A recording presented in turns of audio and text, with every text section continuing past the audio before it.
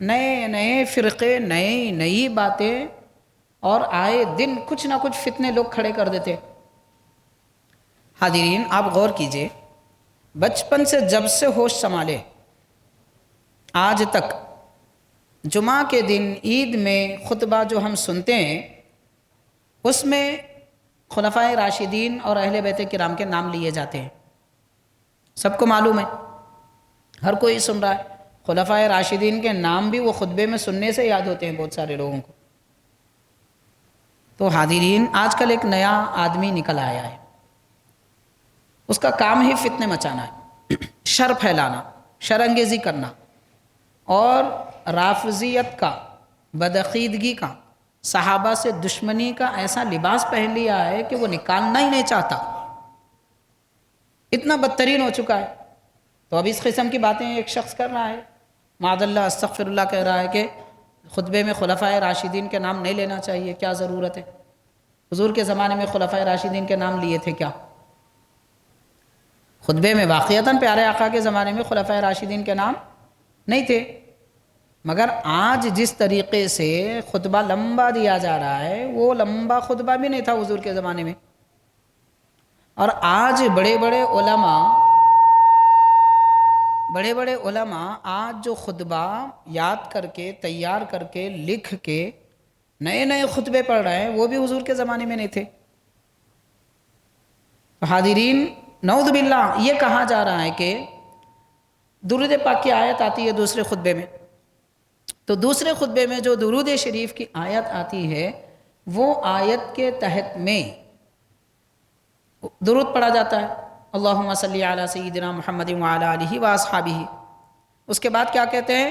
خصوصا منہم، ان میں سے خاص کر حضرت ابوبکر صدیق، حضرت عمر، حضرت عثمان، حضرت علی اور حضرت فاطمہ، حضرت امام حسن، امام حسین رضی اللہ عنہم اجمعین، سرکار کے چچا حضرت عباس، حضرت حمزہ، اور تمام صحابہ کرام، تابعین، تمام مومنین، سب پر اے اللہ رحمت نازل فرما، یہ دعا کی جاتی ہے۔ تو یہ بیوقوف یہ کہہ رہا ہے کہ اس میں صحابہ کے نام، خلفائے راشدین کے نام نہیں لینا چاہیے، پہلے حضرت علی کا نام لو، پھر حضرت فاطمہ کا نام لو، پھر امام حسن کا نام لو، پھر امام حسین کا نام لو، پھر حضرت ابوبکر کا نام لو، یہ کہا جا رہا ہے۔ کیوں ایسا کہہ رہے ہیں؟ یہ اس لیے کہہ رہے ہیں کہ اس کا کہنے کا مطلب یہ ہے، یہ نادان کا، کہ اہل بیت سے محبت بہت ضروری ہے، اس لیے پہلے اہل بیت کا نام لو۔ تو حاضرین اب میں اس پہ زیادہ گفتگو نہیں کروں گا، کیونکہ میں بولوں گا تو آپ بولیں گے مول صاحب بول رہے ہیں۔ میں نہیں بولتا صدیق اکبر کا نام پہلے کون لیے وہ بولتا ہوں، ان کے بعد فاروق اعظم کا نام خطبے میں کون لیے میں وہ بتاؤں گا۔ مولوی صاحب کی ہم کو ضرورت نہیں ہے، ہم غوث پاک کو دیکھیں گے، ہم غوث اعظم کو دیکھیں گے، ہم عمر بن عبدالعزیز کو دیکھیں گے، اکابر بڑے بڑے بزرگان دین جو گزرے ہیں وہ خطبہ کیسا دیتے تھے۔ آج لوگ بول رہے ہیں خطبے میں لوگ بڑھا لیے نام، کون کون بڑھائے بھائی؟ کیوں بڑھائے؟ آخر ان کو کیا ضرورت تھی؟ اہل بیت کی محبت غوث پاک کے پاس نہیں تھی، معاذ اللہ۔ حضرت میر شجاع الدین رحمۃ اللہ علیہ ان کے پاس نہیں تھی حضرت غوث پاک کی محبت، اہل بیت اطہار کی محبت۔ بانی جامعہ شیخ الاسلام امام انوار اللہ فاروقی رحمۃ اللہ علیہ، ان کے استاذ حضرت عبدالحی فرنگی محلہ رحمۃ اللہ علیہ، ان کے پاس اہل بیت کی محبت نہیں تھی۔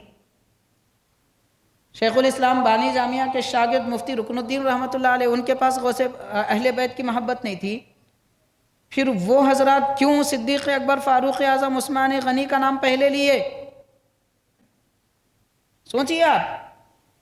اس کا مطلب یہ ہوا کہ حقیقی اہل بیت کی محبت یہی ہے کہ پہلے نام صدیق اکبر، فاروق اعظم، عثمان غنی کا لیا جائے۔ اگر ایسا نہیں ہوتا تو پھر غوث اعظم کیوں لیے؟ شیخ الاسلام کیوں لیے؟ یہ تو ایک چند مثالیں دے رہا ہوں میں، ورنہ آج تک 200 ہجری میں حضرت عمر بن عبدالعزیز رحمۃ اللہ علیہ کے زمانے سے لے کے آج تک ساری دنیا میں اہل سنت کے ہر ولی، ہر عالم خطبوں میں صدیق اکبر کا نام پہلے لیے، فاروق اعظم کا بعد میں لیے، عثمان غنی کا بعد میں لیے، مولا علی کا بعد میں لیے۔ یہی طریقہ چلا آ رہا ہے۔ اب 1400 سال کے بعد یہ نادانوں کو محبت اہل بیت سے زیادہ ہو گئی اور غوث پاک کے پاس محبت نہیں تھی اہل بیت کی، معاذ اللہ استغفر اللہ۔ تو ایسے جھوٹے لوگوں سے اور دغا باز لوگوں سے ہوشیار رہیے۔